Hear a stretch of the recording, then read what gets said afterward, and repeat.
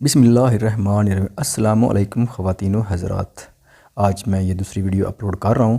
اگر ریسپانس ملا تو انشاءاللہ ایک دن میں تیسری ویڈیو بھی اپلوڈ ہوتی رہے گی۔ اگر نہیں ملتا صحیح تو پھر سابقہ روٹین کی طرح ایک ہی ویڈیو روز اپلوڈ ہوگی۔ اگر آپ نے ابھی تک چینل کو سبسکرائب نہیں کیا تو اس کو سبسکرائب کر لیں۔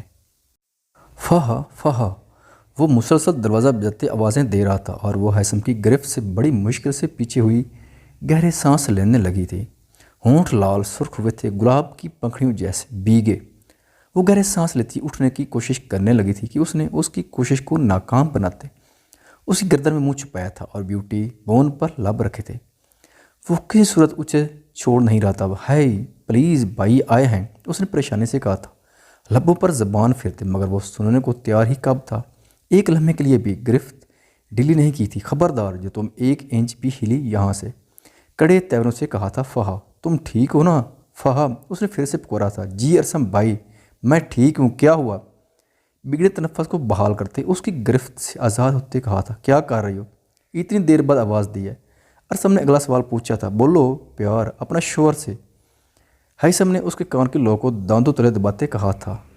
آپ پیار سن رہی ہو بھائی؟ اس نے اس کا گردن سے نیچے رنگتا ہاتھ غصے سے حیا سے لال ہوتے پیچھے کیا تھا۔ اچھا دروازہ تو کھولو، میں نے بہت برا خواب دیکھا، میں تمہیں دیکھ کر تسلی کر کے چلا جاؤں گا۔ ارسم نے پریشانی سے کہا تھا۔ جاؤ فہا کھولو دروازہ اور اپنے بھائی کو اچھے سے سمجھا دو، اسے ماموں بننے کی جلدی ہے یا نہیں؟ مگر مجھے پاپا بننے کی بہت جلدی۔ اس کے ہونٹوں کو نرمی سے چھوا تھا اس نے کہتے، بھائی میں ٹھیک ہوں، سونے دو نا۔ اس نے گڑبڑاتے ہوئے کہا تھا۔ ہاں I like it, very impressive. اس نے اس کی گال کو دانتوں تلے دبایا تھا۔ وہ ستم پر ستم کر رہا تھا اور وہ ہلکان ہو رہی تھی اس کی بے باک جسارتوں پر۔ ارسم تم یہاں خیریت؟ باہر سے آتے احیاب نے اس کے کمرے کے پاس کھڑے ارسم کے پاس رکتے پوچھا۔ کچھ نہیں یار، فہا کو لے کر ایک عجیب خواب دیکھا تھا تو بس اسی کے لیے پریشان تھا، اس لیے اسے دیکھنے آیا تھا۔ کیا یار ارسم تم بھی حد کرتے ہو، لڑکے کا روم تھوڑی ہے جدھر ایسے ہی منہ اٹھا کر دروازہ بجانے لگتے ہو۔ وہ بڑی ہو گئی ہے، صبح دیکھ لینا وہ ریسٹ کر رہی ہوگی۔ اس نے نرمی سے کہا تھا۔ ہاں تسلی تو ہو گئی ہے میری، اس نے بتایا ہے وہ سو رہی ہے۔ خیر میں بھی چلتا ہوں، شب بخیر۔ اس نے احاب کا کانتا تھپ تھپاتے کہا تھا اور اپنے روم کی طرف بڑھا تھا۔ ہائی پلیز جائیں یہاں سے۔ اس کی بڑھتی بے باک جسارتوں پر وہ اب سسکنے لگی تھی۔ کیوں؟ اس نے اس کی پانیوں بھری آنکھوں میں دیکھتے کہا تھا۔ آپ سوچ سکتے ہیں اگر آپ کو یہاں کسی نے دیکھ لیا تو کیا ہوگا؟ کب سے اپنی مرضیاں چلا رہے ہیں، مجھ سے ایک بار بھی پوچھا میں کیا چاہتی ہوں؟ اس نے رنتی ہوئی آواز میں کہا تھا۔ تو اب تمہارے قریب آنے کے لیے مجھے تم سے پوچھنا پڑے گا؟ وہ آئی برو اچکاتے سخت لہجے میں بول رہا تھا۔ ہاں پوچھنا پڑے گا، کیا سمجھ کیا رکھا ہے مجھے سب نے؟ اس نے زبردستی نکاح کروا دیا اور آپ اپنا حق وصولنے آ گئے؟ یہ اوقات ہے میری، میں کہاں ہوں، میری مرضی کہاں ہے؟ ہاں میں مانتی ہوں میرے دل میں سافٹ کارنر ہے آپ کے لیے، مگر اسے آپ اپنی حوث کے لیے نہیں استعمال کر سکتے۔ اس نے گھراتے ہوئے کہا تھا اور بیڈ سے نیچے اتری تھی۔ کیا کہا تم نے؟ یہ جو ابھی ابھی تمہیں مان بخشا ہے، محبت دی ہے، اپنے لمس کی حرارت دی، وہ سب تمہیں حوث لگا؟ اس نے اس کے بازو کو کھینچ کر اسے اپنے سامنے کھڑا کرتے کہا تھا۔ ہاں لگا حوث، بیکاز میری مرضی شامل نہیں تھی اس میں، اور نہ ہی کبھی ہوگی۔ یہ گندے عمل آپ میرے ساتھ نہیں کر سکتے۔ اس نے اس کی آنکھوں میں دیکھتے کہا تھا۔ چپ، ایک دم چپ، اب آواز نہ آئے تمہاری۔ تمہیں پتہ بھی ہے کیا کہہ رہی ہے تم؟ ہوش میں تو ہو؟ وہ پھنکارا تھا۔ ہوش میں ہوں، سب ہوش ہے مجھے، اور ہوش میں آنے کی آپ کو ضرورت ہے۔ آپ کو پتہ بھی ہے اس نکاح نے کتنی مشکلات کھڑی کر دی ہیں۔ نہیں میں ہم میں سے کسی کو مرتا نہیں دیکھ سکتی، نہیں کسی صورت نہیں۔ آپ کو اندازہ نہیں ہے کیا کچھ ہونے والا ہے، مجھے سوچ کر ہی ڈر لگ رہا ہے، روح کانپ رہی ہے میری۔ آپ ایسا کریں، مومن کو پتہ لگنے سے پہلے مجھے تلا۔ شٹ اپ، ادھر کھڑا کب سے تمہاری بکواس سن رہا ہوں، اس لیے کہ شاید تم ڈری ہوئی ہو اندر سے، یا پھر تمہاری دماغی حالت درست نہیں ہے۔ ایک پل میں تم کو مجھ سے محبت ہو جاتی ہے اور اگلے میں تم اپنی فیلنگ جٹلا دیتی ہو اور پھر ڈر کو بیچ میں لے آتی ہو۔ مگر اب تمہاری بے وقوفی حد سے بڑھ رہی ہے، اور اب اگر تم نے ہمارے رشتے کو الگ کرنے کے لیے کوئی بھی ایسی ویسی بات کی تو تمہارا خون پی جاؤ گا، جان سے مار دو گا۔ اس نے تنی رگوں سے اب لب بھینتے کہا تھا، اور پھر اپنی بات مکمل ہونے کے ساتھ ہی اس کے بالوں میں انگلیاں پھنساتے، اس کے چہرے کو اپنے چہرے کے قریب لاتے، اس کے لبوں پر لب رکھے تھے اور اس کے روتے سکھتے وجود کی پرواہ کیے بغیر اپنی شدت، اپنا غصہ، جنون اس نازک جان میں اڈلنے لگا تھا۔ اس کی دبی دبی سسکیاں اس کے منہ میں ہی رہ گئی تھی اور وہ ستم گر بنا سیکنڈ کے ساتھ اس کی روح فنا کر رہا تھا۔ سانس لینے کا بھی اسے موقع دیے بغیر اچانک اس کے ہاتھوں کی مٹھیوں نے اس کی جکڑی شرٹ چھوڑی تھی اور پھر وہ اس کے لذت وجود میں آتی۔ مزید کپ کپاٹ محسوس کرتا ہوش میں آیا تھا۔ اس کے نچلے لب سے خون کی بوندوں کو لبوں سے چنتے جھٹکے سے اس کے گہرے تنفس سے بحال وجود کو بیڈ پر پھینکا تھا۔ کل کا دن ہے تمہارے پاس، خود کو مینٹلی تیار کر لو، کیونکہ میں اب تمہاری بے وقوفیوں کو مزید برداشت نہیں کروں گا۔ اور یہ بات بھول جاؤ کہ تمہیں مجھ سے یا میرے جنون سے کبھی آزادی ملے گی۔ نہ میں تمہیں چھوڑ سکتا ہوں اور نہ ہی تم سے محبت کرنا چھوڑ سکتا ہوں۔ اور ہاں، ایک اور بات، پرسوں مجھے تمہارے لب پر اور کمر پر یہ زخموں کو نشان نہ ملے۔ چلتا ہوں، شرٹ ٹھیک کرو اور سو جاؤ۔ مزید کسی بے وقوفی کی پلاننگ کی تو یاد رکھنا سب کے سامنے وہ کروں گا جو تم سوچ بھی نہیں سکتی۔ اور یہ بات تم جانتی ہو میں اپنے قول کا کتنا پکا ہوں۔ اس کے لرزتے سستے وجود کو دیکھتے ایک ایک لفظ چبا چبا کر کہتے وہ رکا نہیں تھا۔ اپنا والٹ، موبائل، گاڑی کی کیز اٹھاتا وہاں سے نکلا تھا۔ آئی ہیٹ یو آئی، میرا دل کر رہا ہے تمہارا سر پھاڑ دوں، کمینہ، چھمک چلو، سست کچھوا، بندر، جانور، کاٹ دیا میرا لپ، اللہ پوچھے گا تمہیں، بد روح کہیں کا۔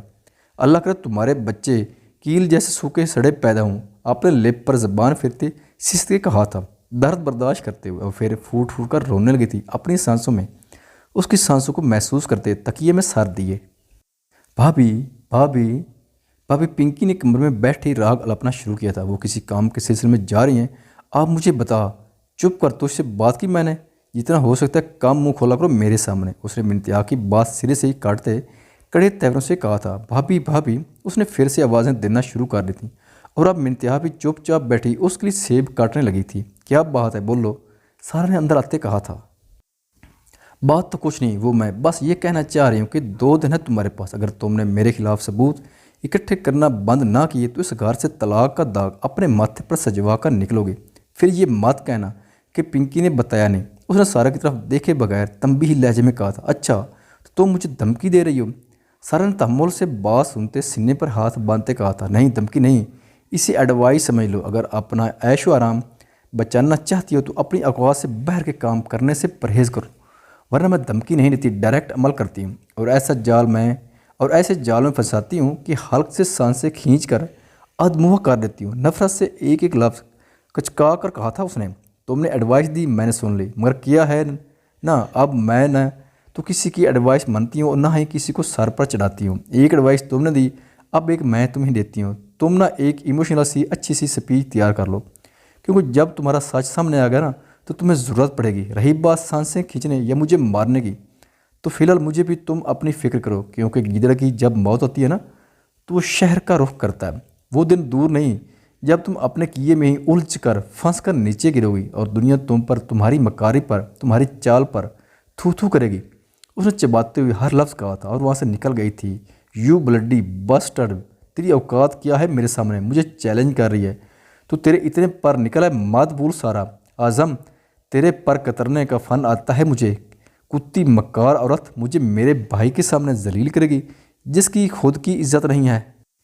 اس نے تنفر سے کہا تھا اس کے جاتے، پنکی وہ تمہاری بھابھی ہیں اور بھابھی ماں کی جگہ ہوتی ہے۔ اگر تمہاری خود کی ماں ہوتی تو کیا تم تب بھی ان سے ایسے ہی بات کرتی؟ منتہا کو برا لگا تھا اس کے اتنے ہارش لفظ سن کر، اس لیے بولے بنا نہیں رہ سکی اور یہیں اپنے حق میں غلطی کر بیٹھی۔ وہ اب تم جیسی نالے کی گندی کیڑی پنکی کو سمجھائے گی جس نے بچپن سے لے کر اب تک 2 کمروں کے گھروں میں زندگی گزاری؟ مت بھول اپنی اوقات منتہا۔ اور رہی بات یہ کہ وہ میری بھابھی ہے تو نہ کل میں نے اسے اپنی بھابھی سمجھا تھا نہ سمجھوں گی۔ اور ہاں ایک اور بات، میری ماں اور اس جیسی 100 بار یہ گندی پیداوار پیدا بھی ہو تو میری ماں کے لیول تک نہیں پہنچ سکتی۔ اس نے نخوت سے کہا تھا، اچھا تو پھر عاشر بھی تو اسی پیداوار کا تھا، پھر تمہیں کیسے؟ خبردار جو تم نے عاشر کا نام لیا مار دوں گی جان سے، تمہیں سب سمجھ آ رہا ہے مجھے، اس لیے تم اس کے پیچھے دم ہلاتی پھر رہی ہو کہ تمہیں اس کا بھائی مل جائے اور وہ تمہیں یہاں سے لے کر باہر چلا جائے اور تمہیں صاحبان مل جائے، اس لیے تم دونوں کا اتنا گٹھ جوڑا ہے، مگر یاد رکھنا ایسا میں ہونے نہیں دوں گی۔ اس نے منتہا کی بات کاٹتے کسی بفری شیرنی کی طرح اس کی گردن دبوچتے کہا تھا کہ اس کا سانس حلق میں ہی رہ گیا تھا۔ یہی نہیں، اس کا غصہ ادھر ہی ختم نہیں ہوا تھا۔ اس نے اس کے منہ پر پے در پے تھپڑوں کی بارش کی تھی کہ وہ درد سے آنکھیں میچ گئی تھی۔ اپنا غصہ اتار کے اس کا منہ لال کر کے پیچھے ہٹی تھی وہ، چل نکل یہاں سے۔ پھر اس کا ہاتھ پکڑ کر اسے دروازے کے پاس دھکیلا تھا۔ تمہارا مسئلہ پتہ ہے کیا ہے؟ تم اتنے گناہ کر چکی ہو کہ اللہ نے تمہارے دل پر سختی بنا دی اور تمہارا دل نرمی کھو چکا ہے۔ اور پتہ ہے پنکی، دل کب نرمی ہوتا ہے؟ تب جب ہم اپنے ذہن کے فطور میں بہت آگے نکل چکے ہوتے ہیں، تب جب ہم خود کو خدا مان کر خود کی پرستش کرنے لگتے ہیں، تب جب صحیح غلط کا فرق کیے بغیر گناہوں کی دلدل میں دھنستے جاتے ہیں، اور تب جب ہم اس کے لکھے کو جھٹلا کر اپنی قسمت خود لکھنے کا فیصلہ کرتے ہیں۔ ابھی بھی وقت ہے پنکی، معافی مانگ لو سب سے، سب کے سامنے ایکسیپٹ کرو اپنی غلطی، رب سے معافی مانگ لو۔ اس کے جن بندوں کو اپنے نفس کی خواہش کی غلام بن کر رسوا کر چکی ہو، ان کو منا لو، کیونکہ رب اپنے حقوق تو معاف کر دیتا ہے، اپنے بندوں کے حقوق معاف نہیں کرتے۔ اس لیے اپنے دل میں ہڈی مت بننے دو، ابھی بھی وقت ہے، خود کی آخرت کو سنبھالو، میں تمہارا ساتھ دوں گی، سب ٹھیک ہو جائے گا۔ دیکھو جھک جاؤ کہ جھکی شاخ پر ہی تو پھل لگتا ہے۔ جہاں تک رہی بات میری کہ میں عاشر بھائی کی وجہ سے سر آپ کے ساتھ ہوں، تو میں ان لوگوں میں سے نہیں ہوں جو کوئی بھی گنا شجر دیکھ کر سائے کی لالچ میں جگہ بنا کر بیٹھ جاتے ہیں۔ میں نے خود کا ہی شجر بنا رکھا ہے، کیونکہ زندگی کے سفر میں ہر کوئی دور سے نظر آنے والا شجر سایہ دار نہیں ہوتا، لہذا توقعات ایک حد تک رکھتی ہوں، بلکہ کبھی کبھی تو رکھتی ہی نہیں، کیونکہ پھر امیدیں ٹوٹنے پر وجود ریزہ ریزہ ہو جاتا ہے۔ اس نے اپنے آنسو صاف کرتے اسے پیار سے سمجھانے کی کوشش کی تھی۔ جی مولیوانی صاحبہ، آپ کا درس مجھے بہت اچھا لگا، میں بالکل کوشش نہیں کروں گی اس پر عمل کرنے کی، کیونکہ تو نے میرے ہاتھوں مرنا ہے، جان پیاری نہیں تو تجھے نکل ادھر سے۔ اس نے شروع میں ہنستے اور پھر آخر میں غصیلے لہجے میں کہا تھا۔ منتہا نے اس کی طرف دیکھا تھا اور پھر بہہ نکل گئی تھی۔ آج اس کے کانوں میں اس قرآنی آیت کی بازگشت ہوئی تھی جسے بچپن میں وہ کبھی سمجھ نہیں پائی تھی، اور آج اس کی سمجھ میں بھی آ گیا تھا، اور اس کی روح بھی کانپ گئی تھی کہ جس آیت میں یہ واضح ذکر تھا کہ ان میں سے کچھ لوگ ایسے ہیں جن کے کانوں پر اور دلوں پر مہر لگا دی گئی ہے، یعنی پنکی کے اعمال کی وجہ سے اس کے کانوں اور دل پر بھی مہر لگ چکی ہے۔ اس نے سوچتے ہی شدت سے آنکھیں بند کی تھی۔ کتنے آنسو ٹوٹ کر گرے تھے اس کے رخساروں پر اور اس کا چہرہ بھگو گئے تھے۔ یہ بات سچ ہے کہ کبھی کبھی ہم انسان ہی اپنے خود کے دشمن ہوتے ہیں، سب کچھ جانتے بوجھتے ہوئے بھی بس اپنی تسکین کے لیے اپنے حق میں بہت کچھ برا کر جاتے ہیں، اپنے رب کو بھی ناراض کر بیٹھتے ہیں۔ جب ہم اپنے ساتھ ہی وفادار نہیں ہیں تو ہم کسی اور سے کیسے وفادار ہو سکتے ہیں؟ پنکی نے بھی تو یہی سب کچھ کیا تھا، اپنے ساتھ بھی بے وفائی کر گئی تھی اور اپنے ساتھ جڑے رشتوں کے ساتھ بھی، اور اب اس کی اس سب کو بڑے دھڑلے سے قبول کرنے سے بھی انکاری تھی۔ منتہا نے شدت سے دعا کی تھی، اپنے رب سے ہدایت کی۔ پاپا، مومن کو کچھ پتہ ہے کہاں ہے وہ؟ بیربل رات کے اندھیرے میں چھپتا چھپاتا آیا تھا اور باپ کے سامنے بیٹھا پوچھ رہا تھا۔ نہیں، مجھے نہیں پتہ، مجھے تو یہ بھی نہیں پتہ تم کہاں ہو، 2 دن بعد مجھے اپنی شکل دکھا رہے ہو، گیا ہوگا وہ بھی کہیں اپنے مقصد کے حصول کے لیے۔ جیک نے کافی کا گھونٹ بھرتے کہا تھا۔ کیسے باپ ہیں آپ کو ہم نہیں بتاتے تو آپ کو خود بھی تو پوچھنا چاہیے، سارا وقت یہ میجک لے کر بیٹھ رہے، کیا ملا اس سے؟ آپ کو بچے پیدا کیے تو وہ بھی نامرد اور سستی شہرت کے لیے وقت الگ برباد کرتے ہیں۔ اس کا دماغ گما ہوا تھا، تبھی باپ سے الجھ بیٹھا تھا۔ یہ سستی شہرت نہیں، آج تم لوگوں کو اس قابل بنایا کہ میرے سامنے کھڑے ہو کر مجھ سے زبان لڑا رہے ہو، مگر وہ دن دور نہیں جب تمہارے باپ کا نام یہ دنیا جاننے گی، مگر اس دن میں تم دونوں کو جاننے سے انکار کر دوں گا، کیونکہ مجھ سے غلطی ہوئی جو تم لوگوں کو پیدا ہوتی تمہارے گلے نہیں دبائے۔ وہ غصے سے چلائے تھے، پر اس کا یوں خود سے الجھنا انہیں ذرا بھی نہیں چبھایا تھا۔ تو اب دبا دیں، آپ کی خواہش پوری ہو جائے گی اور انہیں کر سکتے ہیں۔ یہ تو اتنا بتا دیں کہ مومن کہاں ہے؟ اس نے اب کی بار لہجہ نرم کیا تھا۔ بیربل، میرا دماغ خراب مت کرو، جاؤ یہاں سے، ملے تو ڈھونڈ لو، نہیں ملے تو سکون سے بیٹھ جاؤ۔ جیک نے بیزاریت سے کہا تھا۔ پاپا، آپ کو سچ میں فرق نہیں پڑتا کہ وہ کہاں ہوگا، کس حال میں ہوگا، زندہ بھی ہوگا یا نہیں؟ اس نے افسوس سے کہا تھا۔ اتنا مجھے علم ہے کہ وہ مرا نہیں ہوگا، کیونکہ جو سیریل کلر ہو کبھی بھی اتنی آسانی سے کسی کے بھی جال میں نہیں پھنستے۔ ہاں، اتنا میں وثوق سے کہہ سکتا ہوں کہ وہ کہیں نہ کہیں کچھ اور پلان کر رہا ہوگا، اس لیے جاؤ یہاں سے، میرا دماغ مات کھاؤ اور اپنے بکھیڑے خود سمیٹو۔ ایک بار پھر اپنی بات ختم کرتے اسے جاننے کے لیے کہا تھا۔ وہ کچھ دیر بیٹھا ان کی شکل دیکھتا رہا تھا، پھر افسوس سے ساری لاتا وہاں سے نکلا تھا مومن کو ڈھونڈنے۔ 2 فلائٹس بک کروانی ہے، ایک ہمنا ذکا اللہ کی اور ایک زینم ذکا اللہ کی۔ اس نے فون پر اطلاع دی تھی۔ وہاں ویزاز پروسیس بھی دیکھ لینا۔ وہاں مجھے ایک ایسا گھر چاہیے جہاں سب کچھ ہو، اینڈ ایوری تھنگ۔ ہاں ایسا ہی ہے، بس میں نہیں چاہتا وہ گھر سے باہر نکلیں۔ کچھ سرونٹس ہائر کروا دینا جو انہیں ہر چیز گھر پر ہی اویلیبل کر دے۔ ہاں یہ ٹھیک رہے گا، ایک ڈاکٹر بھی چاہیے جو اسپیشلی ہمنا کے لیے ہائر کرواؤ، مجھے اس کی ڈرگس چھڑوانی ہے۔ ٹھیک ہے، یہ سب جلد ہی ہونا چاہیے۔ اوکے ٹھیک، بائے کہتے انہوں نے کال رکھی تھی۔ میں تم دونوں کو کھونے کا تصور نہیں کر سکتا اور مجھے فی الحال तुम दोनों के लिए यही बेहतर लगा है। किसी भी बहाने से मुझे तुम दोनों को कनाडा भिजवाना ही है और तब तक मैं तुम लोगों को वहाँ ही रखूँगा जब तक ये पजल बॉक्स की मिस्ट्री हल नहीं हो जाती। जिस दिन ये मिस्ट्री हल होगी इस दिन तुम्हारा बाप तुम्हारे सामने आएगा इंशाल्लाह। जिक्की ने गहरा सांस लेते कहा था और फिर कदम कदम चलता अपनी कबर्ड्स की तरफ गया था और वहाँ से एक ग्रे कलर की फ़ाइल निकाली थी और फिर इस फाइल को खोलते उसके सामने वो मंजर दौड़ाया था जिसमें इसने सुल्तान चौधरी और वलीद खान पर पहला वार किया था। बस ये फार्मूला पूरा हो गया या कुछ रहता है। सुल्तान ने वलीद की तरफ देखते अपने हाथ में पकड़ी फाइल की तरफ इशारा करते कहा था, तुम्हें क्या लगता है? वलीद ने सुल्तान की तरफ देखते कहा था, मुझे लगता है वो दिन जल्द आने वाला है जब दुनिया हम दोनों को इस मुल्क के सबसे अहम हिस्से के तौर पर जानेगी। तुम देखना वलीद, हम अपने मुल्क का नाम रोशन करने में कामयाब हो जाएंगे और फिर हर जगह हमारे मुल्क की धूम होगी। इस मिट्टी के कर्ज उतार देंगे हम। सुल्तान ने एक ट्रांस की कैफियत में कहा था, तुम दोनों को नहीं, ये दुनिया सिर्फ ज़िका वालों को जानेगी और पहचानेगी। अगर ऐसा ना भी हुआ तो मैं ये फार्मूला बेचकर करोड़ों डॉलर कमा सकता हूँ। ज़िक्की ने उनकी सारी बातें छुपकर सुन ली थी और अब उन पर गान ताने खड़ा था। तुम्हें लगता है ज़िक्की ये इतना आसान है? तुम डरा धमका कर हमसे ये फार्मूला ले लोगे? सुल्तान ने बगैर डरे हंसते हुए कहा था। इससे पहले कि वो वलीद वो फाइल छुपाता, ज़िक्की ने उसे पीछे से झपटते वो फाइल उससे छीनी थी और इन दोनों को धक्का देकर नीचे गिराते वो वहाँ से उस फाइल के साथ निकला था। मगर घर जाकर उसे पता चला कि इस फार्मूला के दो अहम ऑब्जेक्ट्स तो इसमें मेंशन ही नहीं थे। उसके बाद उनको मारने तक उसको उनके बारे में इल्म नहीं हो सका था। एक दिन वो पजल बॉक्स खुलेगा और इन दोनों ऑब्जेक्ट्स को मैं हर सूरत जान लूँगा और बस इस लम्हे का मुझे शिद्दत से इंतज़ार है। अरसम सुल्तान चौधरी, इस पजल बॉक्स मिस्ट्री सॉल्व होते ही तुम्हें तुम्हारे बाप के पास ना पहुँचाया तो मेरा नाम भी ज़िकाउल्लाह नहीं। तुमने मेरी बेटियों को मेरे खिलाफ खड़ा कर दिया है। वो दोहरे हिसाब निकलते हैं तुम्हारी तरफ जिनको ऐसे ही नहीं छोड़ूंगा मैं, कभी भी नहीं। उसने सोचते वो फाइल दोबारा वापस उसी जगह पर रखी थी। आज मेहंदी का फंक्शन था, सब ही तैयार हो रहे थे। इशाल और फाह को ब्यूटिशियन तैयार कर रही थी जबकि इससे कुछ देर पहले एक ब्यूटिशियन बड़ी मुहरा से उनके हाथों पर मेहंदी सजा कर गई थी। अरसम और इहाब भी तैयार होकर निकले थे अपने कमरे से। इहाब असद को कॉल की थी, तुमने? इहाब के पास खड़े होते उसने पूछा था। नहीं, मुझे याद नहीं रहा। इहाब ने गुड़ बढ़ाते हुए कहा था। वाट, याद नहीं रहा? उसको कॉल करके पूछो कब की फ़्लाइट है उसकी, ताकि हमें भी परेशानी ना हो बाद में। उसने बालों में उंगलियां चलाते उन्हें सेट करते कहा था। अच्छा, मैं देख लूँगा, उसने कुछ सोचते कहा था।